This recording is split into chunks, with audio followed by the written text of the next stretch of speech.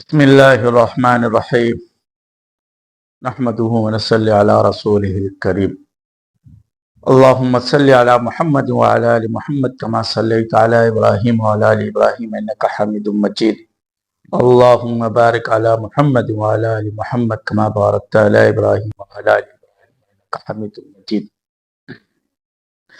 بلغ العلا بکمالہ کشف الدجا بجمالہ حسنت جمیع خصالہ صلو علیہ وآلہ۔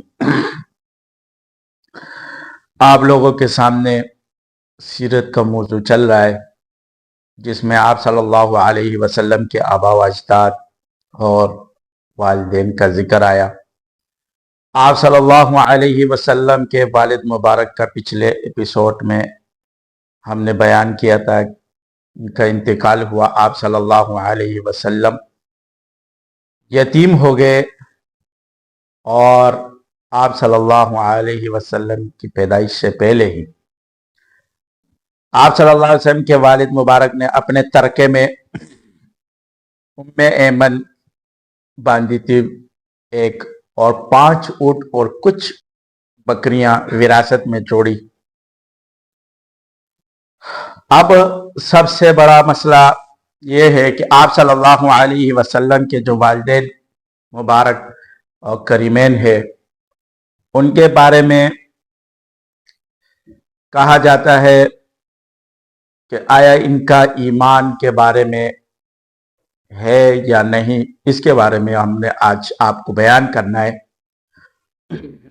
آپ صلی اللہ علیہ وسلم کے جو والدین مبارک ہے، ان کے ایمان کے بارے میں 3 مسالک ہے، یعنی 3 مذاہب ہیں۔ ایک مذہب اور مسلک یہ ہے کہ آپ صلی اللہ علیہ وسلم کے جو والدین مبارک ہے وہ فطرت پر دنیا سے رخصت ہوئے، کیونکہ وہ فطرت کے زمانے میں تھے۔ دوسرا مسلک اور مذہب یہ ہے کہ آپ صلی اللہ علیہ وسلم کے جو والدین مبارک ہے وہ مسلمان ہوئے تھے، یعنی ایمان قبول کیا، ان کو اللہ نے دوبارہ زندہ کیا اور انہوں نے ایمان لایا اور پھر دنیا سے دوبارہ رخصت کیا۔ یہ دوسرا مسلک ہے۔ تیسرا مسلک ان میں یہ ہے کہ آپ صلی اللہ علیہ وسلم کے جو والدین مبارک ہے وہ دین ابراہیمی پر دنیا سے رخصت ہوئے ہیں۔ ان تینوں مسالک کے بارے میں ہم آپ کو انشاءاللہ بیان کریں گے، وضاحت کریں گے، احادیث اور دلائل اور قرآن کی روشنی میں قرآن اور حدیث کے سارے دلائل دیں گے۔ پہلا مسلک کہ جب آپ صلی اللہ علیہ وسلم کے والدین مبارک فطرت کے زمانے میں انتقال کیا ہے، اور فطرت کا زمانہ کیا ہے؟ اب انتقال تو فطرت کے زمانے میں ہی ہوا ہے، لیکن اختلافات صرف یہ ہے کہ آیا وہ ایمان پر تھے یا نہیں تھے دنیا سے جو رخصت ہوئے ہیں۔ تو فطرت کا زمانہ، سب سے پہلے ہم آپ کو یہ بتاتے ہیں کہ فطرت کا زمانہ کیا ہے۔ فطرت کا زمانہ یہ ہے کہ ایک نبی کے بیچ میں دوسرے نبی کے بیچ میں جو زمانہ گزرا ہے اور اس میں کوئی نبی بیچ میں نہیں آیا ہے، اس کو فطرت کہتے ہیں۔ جیسے ہم آپ کو بتاتے ہیں کہ آپ صلی اللہ علیہ وسلم اور عیسیٰ علیہ السلام کے درمیان، یعنی عیسیٰ علیہ السلام کے بعد آپ صلی اللہ علیہ وسلم 550 سال بعد آئے، کافی بڑا عرصہ ہے 550 سال بعد۔ اسی طرح عرب کے جو لوگ تھے وہ رہتے تھے مکہ میں، تو مکہ میں اسماعیل علیہ السلام نبی آئے تھے، اور اسماعیل علیہ السلام اور آپ صلی اللہ علیہ وسلم کے درمیان جو فاصلہ ہے وہ کم سے کم 4 سے 5 ہزار سال کا فاصلہ ہے بیچ میں۔ تو عیسیٰ علیہ السلام سے لے کر آپ صلی اللہ علیہ وسلم تک 550 سال کا فاصلہ، یہ فطرت کا زمانہ تھا۔ اس میں نہ کوئی بیچ میں نبی آیا، نہ کوئی پیغمبر آیا، نہ کوئی پیغام رساں آیا اللہ کی طرف سے۔ آخر میں آپ صلی اللہ علیہ وسلم آئے۔ تو آپ صلی اللہ علیہ وسلم کے والدین بھی اسی زمانے میں، آباء و اجداد بھی اسی فطرت کے زمانے میں رہے۔ اب فطرت کے زمانے میں بھی 3 جو ہے نا لوگ ہیں قسم کے، کیونکہ فطرت کے زمانے میں کوئی نبی کوئی رسول آیا ہی نہیں، تو پیچھے سے جس نبی اور جس رسول کا زمانہ اور جس کا شریعت اور دین چل رہی تھی، جیسے عیسیٰ علیہ السلام کا انجیل تھا، تو انجیل میں بھی کافی تبدیلیاں آ چکی تھی، تحریفیں ہو چکی تھی، کافی چیزیں آ چکی تھی۔ تو جو 3 لوگ ہیں ان میں سے ایک وہ لوگ ہیں جنہوں نے بت پرستی شروع کی اور ایک نیا سسٹم اور ایک نئی بت پرستی کی طرف لوگوں کو لے کے گئے، خود بھی گمراہ ہوئے اور اس زمانے کے جتنے لوگ ان کے ساتھ شریک تھے ان کو بھی گمراہ کر دیا۔ جیسے کہتے ہیں کہ عرب کے اندر بت پرستی سب سے پہلے جو لایا وہ عمر بن لحی، یہ سب سے پہلے عرب کے اندر بت پرستی وہ لایا ہے، اس سے پہلے عرب کے اندر کوئی بت پرستی نہیں تھی۔ اب وہ شخص اور اس کے ساتھ جو لوگ تھے بت پرستی لائے، گمراہی پھیلائی، وہ لوگ، ایسے لوگ، ان لوگوں نے تو سارا سسٹم چینج کر دیا۔ ایک یہ لوگ، دوسرا وہ جو چل رہے، ٹھیک ہے، ان کے سامنے نہ زیادہ توحید وضاحت ہوئی، نہ ان کے پاس کوئی پیغمبر آیا، نہ کوئی نبی توحید کی بھی وہ نہیں تھی، لیکن وہ اپنی فطرت پر، ایسے سسٹم پر اور اپنی نظام پر ایسے چل رہے تھے کہ وہ توحید پر جتنا ان کو پتا تھا، جتنا ان کو معلوم تھا، جتنا ان کے سامنے دین تھی، اس پہ وہ چلتے تھے۔ باقی جتنا پتہ نہیں تھا، اس کا مفقود تھے تو وہ اس کے بارے میں پتہ نہیں تھا۔ اور ایک وہ لوگ تھے کہ وہ بس آپ خاموشی سے بیٹھے ہوئے تھے، بس ان کو یہ بھی پتہ نہیں ہے کہ کون صحیح اور کون غلط ہے۔ تو یہ فطرت کے زمانے کے لوگ ہیں۔ تو جو پہلے لوگ ہیں جنہوں نے شرک و بدعات لائے اور اس کے اندر تبدیلیاں کی، وہ تو مشرک تھے، اور مشرکین کے بارے میں اللہ نے فرمایا انما المشرکون نجس، کہ مشرک کیا ہے، کیونکہ انہوں نے شرک لایا، شرک اندر کیا۔ اور ایک وہ لوگ تھے جو اپنے فطرت پر چل رہے تھے، کہ اس کو، بتوں کو، ان چیزوں کو غلط سمجھتے تھے، ان کی عبادت بھی نہیں کرتے تھے، ٹھیک ہے، اگر ان کو اور دین بھی نہیں پہنچا تو ان کی بھی عبادت نہیں کرتے تھے، وہ ان کو غلط سمجھتے تھے۔ اب رہا آپ صلی اللہ علیہ وسلم کے والدین مبارک، کیونکہ آپ کو پتہ ہے قرآن نے فرمایا وَمَا كُنَّا مُعَذِّبِينَ حَتَّى نَبْعَثَ رَسُولًا، جب تک میں نے کسی رسول کو نہیں بھیجا تو میں کسی کو عذاب نہیں دیتا۔ اب آپ صلی اللہ علیہ وسلم کے والدین، کیونکہ آپ صلی اللہ علیہ وسلم کے پیدائش سے پہلے والد کا انتقال ہوا، اور حضرت آمنہ کا انتقال جب آپ صلی اللہ علیہ وسلم 6 سال کے تھے انتقال ہوا، دنیا سے رخصت ہو گئے نبوت سے پہلے پہلے۔ آپ صلی اللہ علیہ وسلم، اس کے اوپر ایک حدیث آتی ہے، امام مسلم کے حدیث ہے، حضرت انس رضی اللہ تعالیٰ عنہ سے روایت ہے کہ آپ صلی اللہ علیہ وسلم کے پاس ایک دیہاتی آیا، اعرابی آیا، اور فرمایا، آپ صلی اللہ علیہ وسلم سے سوال کیا کہ میرا والد کہاں ہے؟ تو آپ صلی اللہ علیہ وسلم نے فرمایا آپ کا والد جہنم میں۔ تو پھر اس نے کہا کہ آپ کا والد کہاں ہے؟ تو آپ صلی اللہ علیہ وسلم نے فرمایا کہ جب بھی آپ کسی کافر کے قبر سے گزرو تو اس کو بشارت دو جہنم کی۔ یہاں مطلقاً حضور نے فرما دیا، یہ نہیں فرمایا کہ میرے والد کیا ہے جہنم میں، بس مطلقاً کہا۔ یہ کیوں کہا؟ اب یہ جو روایت ہے امام مسلم کی، یہ 2 طرق سے ہے۔ ایک طرق حضرت معمر رحمت اللہ علیہ سے ہے، اور ایک طرق جو ہے نا حضرت حماد رحمت اللہ علیہ سے۔ حضرت معمر رحمت اللہ علیہ نے اس کو حضرت ثابت رحمت اللہ علیہ سے، اور حضرت ثابت نے حضرت انس رحمت اللہ رضی اللہ تعالیٰ عنہ سے، اور انس نے حضور صلی اللہ علیہ وسلم سے روایت کی۔ اسی طرح حضرت حماد رحمہ اللہ تعالیٰ نے حضرت ثابت سے، اور حضرت ثابت نے حضرت انس رضی اللہ تعالیٰ عنہ سے، اور حضرت انس نے حضور سے۔ تو یہ ایک روایت 2 طرق سے آئی ہے، اور دونوں نے حضرت ثابت رضی اللہ تعالیٰ رحمۃ اللہ علیہ سے روایت کی، اور انس رحمۃ اللہ رضی اللہ تعالیٰ عنہ سے روایت کی ہے۔ یہ 2 روایت آئی۔ تو اس میں حضرت حماد رحمۃ اللہ علیہ کی جو روایت ہے، اس میں جب اعرابی نے سوال کیا کہ آپ صلی اللہ علیہ وسلم سے، حضرت حماد رضی اللہ رحمۃ اللہ علیہ کی روایت میں، کہ میرا والد کہاں ہے، تو آپ صلی اللہ علیہ وسلم نے فرمایا کہ آپ کا والد جہنم میں۔ اور فرمائے آپ کا والد. تو حضرت حماد رحمۃ اللہ نے روایت کی کہ ان ابی و ابا کا فی النار، کہ میرا والد اور آپ کا والد دونوں کیا ہے؟ جہنم میں. اب ایک روایت الفاظ حضرت معمر کے چینج، اس میں فرمایا کہ جب بھی آپ کسی کافر، یعنی عام الفاظ میں عام بات کی. اور ایک روایت حضرت حماد سے جس میں اس روایت میں باقاعدہ تشریح کی، یعنی وضاحت کر لی کہ میرا والد اور آپ کا والد دونوں جہنم میں. اب اس روایت کا خود امام مسلم رحمۃ اللہ نے مسالک الحنفاء فی والدی المصطفیٰ کی کتاب ہے، اس میں لکھا ہے کہ امام حماد رحمۃ اللہ علیہ کے جو الفاظ ہے اس پر جو ہے نا محدثین متفق نہیں ہے. امام محمد رحمۃ اللہ جو الفاظ استعمال کیے اس پر محدثین متفق نہیں ہے. کیوں؟ اس لیے کہ اس میں امام حماد رحمۃ اللہ علیہ کا ضبط کمزور تھا، اور ایک دوسرا یہ کہ اس پر راویوں نے جرح بھی کیے، اور منکر احادیث بھی اس سے آئی ہے. اسی وجہ سے امام بخاری رحمۃ اللہ نے ان سے کوئی روایت نہیں لی ہے حضرت امام محمد.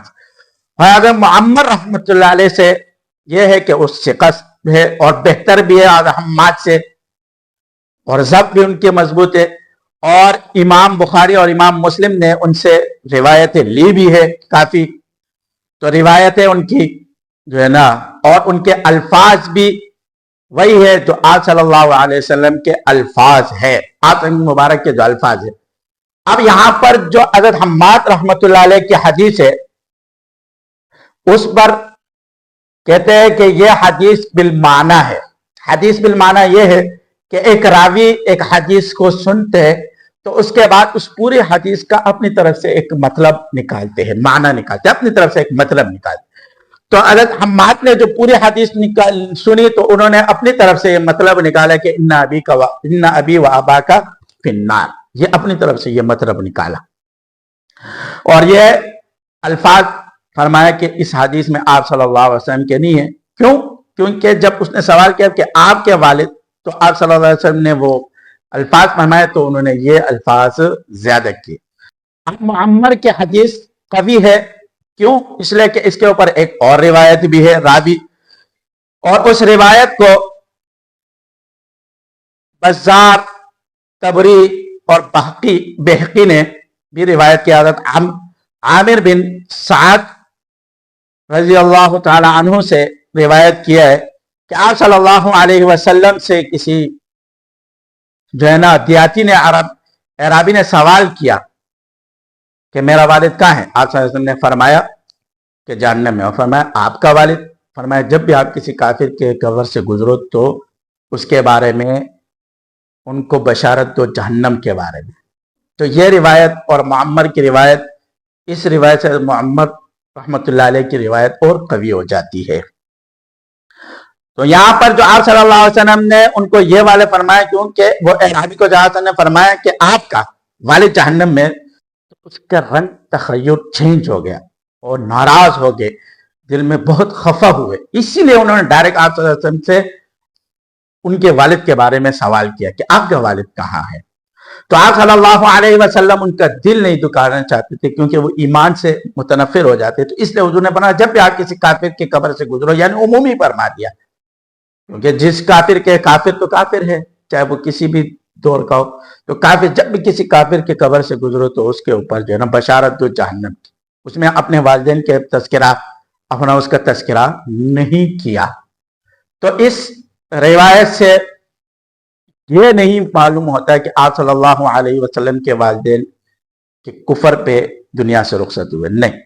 اس لیے کہ یہاں پر روایت نے عام الفاظ بولے ہیں اور عام بات کہی آپ صلی اللہ علیہ وسلم. لیکن یہ ہے کہ فطرت کا زمانہ ہے، تو فطرت کے زمانے میں ان کے بارے میں مسالک فطرت کے زمانے میں یہ ہے، اور اس میں کافی روایت کہ فطرت کے زمانے میں کہ جو لوگ انتقال کیے فطرت کے زمانے میں، تو روز محشر میں ان کو آزمایا جائے گا ان کو روکا جائے گا، نہ ان کو جنت میں جانے دیا جائے گا نہ جہنم میں، ان کو روک دیا جائے گا۔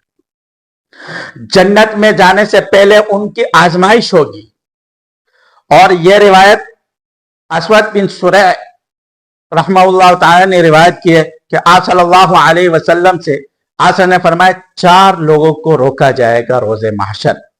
نمبر 1 بہرا، نمبر 2 بہت زیادہ بوڑھا آدمی، نمبر 3 احمق، نمبر 4 جو فطرت کے زمانے میں انتقال کے۔ ان 4 کو روکا جائے گا، ان کو نہ جنت میں بھیجا جائے گا نہ جہنم میں، اور ان سے آزمائش لی جائے گی۔ اور آزمائش کیا ہے کہ جب کیوں، اس لیے اس کی وجہ یہ ہے کہ وَمَا كُنَّا مُعَذِّبِينَ حَتَّى نَبْعَثَ رَسُولًا، کہ اللہ نے فرمایا میں عذاب ہی نہیں دیتا اس شخص کو جب تک میں نے اس کے پاس کوئی رسول ہی نہیں بھیجا۔ اب یہ اگر فطرت والے سے کہیں گے تو وہ کہیں گے یا اللہ ہم تو فطرت، ہمارے پاس تو نہ کوئی رسول تھا نہ کوئی نبی آیا، کوئی بھی نہیں آیا، ہمیں تو پتہ نہیں تھا کہ توحید کیا ہے، اسلام کیا ہے، شریعت کیا ہے، کسی چیز کا ہمیں پتہ نہیں، تو اس پر ہمیں عذاب کیوں دیا جائے۔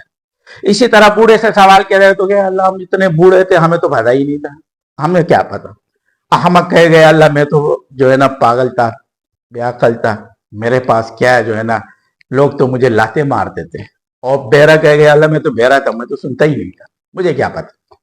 تو یہ ان کے کیا ہوں گے، ترازات ہوں گے، اور اپنے ترازات کے اوپر، اس کے اوپر اللہ رب العزت فرمائیں گے چلو ٹھیک ہے ہم آج آپ کا امتحان لیں گے۔ کیا لیں گے؟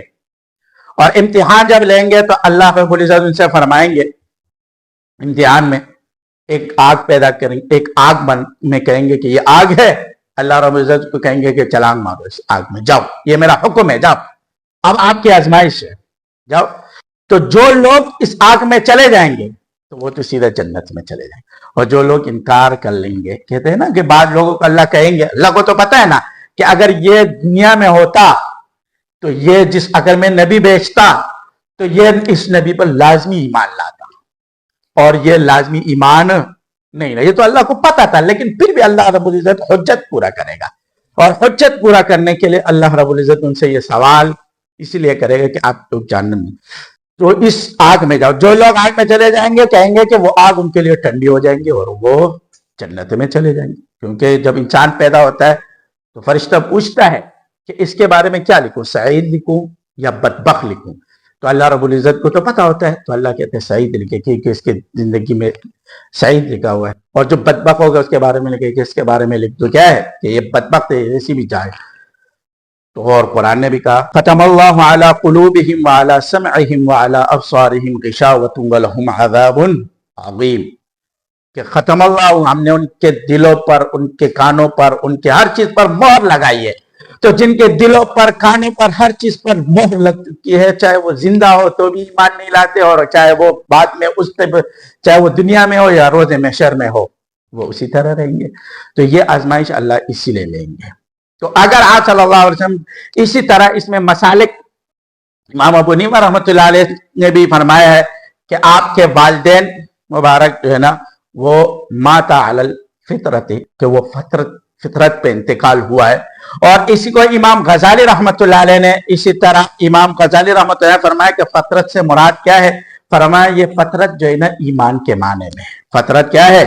ایمان کے معنی میں ہے، کیونکہ ان کو اگر آزمائش آئے بھی گئے آدم کے والدین پر تو وہ اس آزمائش میں، کیونکہ حضور نے فرمایا کہ میں سب سے معزز لوگوں میں ہوں، لقد جاءکم رسول من انفسکم، کو انفسکم پڑھتے تھے، انفسکم کا مطلب ہے کہ آپ ان لوگوں میں سے ہو، ان لوگوں میں سے ہو۔ انفسکم کا مطلب ہے کہ آپ معزز لوگوں میں، آپ صلی اللہ علیہ وسلم خود معزز تھے اور معزز گھرانے میں تھے، اور ان کے خاندان آباء و اجداد معزز تھے، تو آپ صلی اللہ علیہ وسلم کے خاندان بھی معزز، آپ کے والدین بھی معزز، اور اسی طرح اللہ رب العزت نے فرمایا۔ تو اسی لیے امام غزالی رحمۃ اللہ علیہ نے، علامہ ابن جوزی رحمۃ اللہ نے مرآت الرحمان میں بھی لکھا ہے کہ اس سے مراد، اور یہی مسلک اختیار کیا ہے، اور اسی طرح امام علاوی نے شرح مسلم میں بھی یہی مسلک لیا کہ جو ہے نا فطرت سے مراد جو ہے نا وہ بمانا ہے ایمان کے۔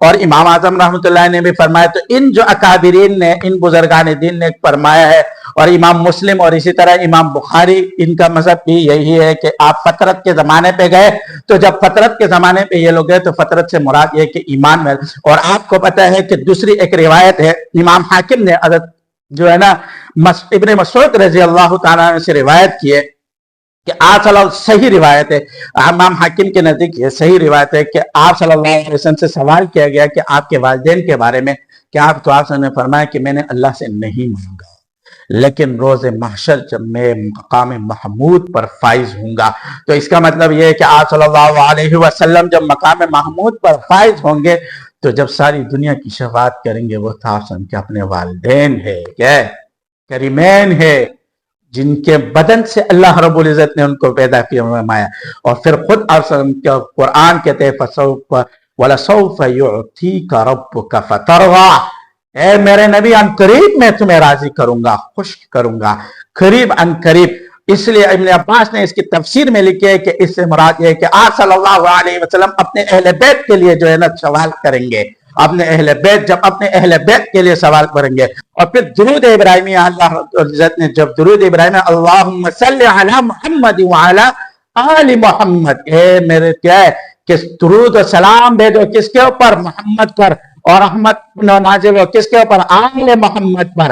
جب آل محمد پر درود و سلام ہے تو اگر یہی مسلک جن کا ہے فطرت، تو ان کو پتہ تھا کہ اس سے مراد یہ ہے کہ آپ صلی اللہ علیہ وسلم کے والدین جنت میں لازمی جائیں گے، ان کی شفاعت حضور لازمی کریں گے، ہر صورت میں وہ جہنم میں نہیں جائیں گے۔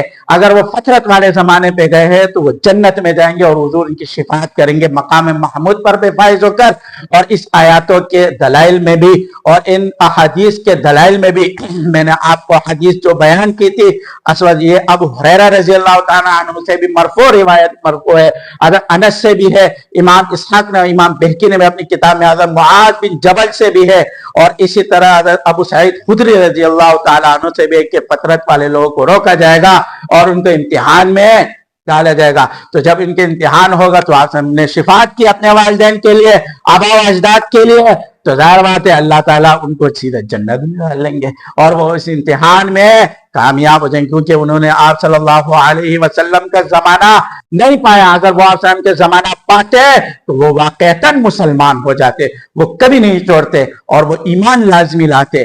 تو اسی لیے یہ پہلا مسلک جو فطرت والوں کا ہے، ان کے اوپر میں نے آپ کو دلائل دیے اور احادیث سے اور قرآن کی آیاتوں سے۔ انشاءاللہ اگلے ویڈیو میں ہم آپ کے سامنے جن کے دوسرے مسلک ہے ان کے اوپر بھی ہم احادیث سے آپ کو دلائل دیں گے، اور ان قریب انشاءاللہ ہم آپ کو اگلی ویڈیو آپ کے سامنے لائیں گے۔